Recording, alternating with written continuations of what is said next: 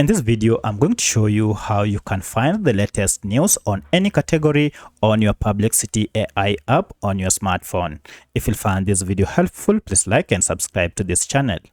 Alright, so the first thing you need to do is to go ahead and log into your Perplexity app by clicking on the app, log into your account, and once you are here, to find latest news, it's pretty simple. Just go ahead and click on this icon here, and by clicking on this, it will take you to Discover. Here you will see various news tailored towards your account. You can go ahead and switch between categories such as top stories, and you should see them here.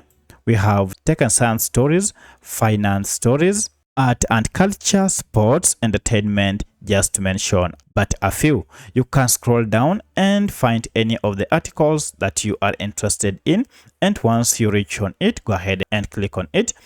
And here you should be able to read any Perplexity story from any of the top websites. You can see this is from Bloomberg. And here we have a great overview of this story presented to you by Perplexity and other related stories. You can see all of them here. So that's how you can find the latest news on various topics on Perplexity AI mobile app. If you have any other question, kindly let me know in the comment section. Otherwise, thanks for watching and let's meet in the next video.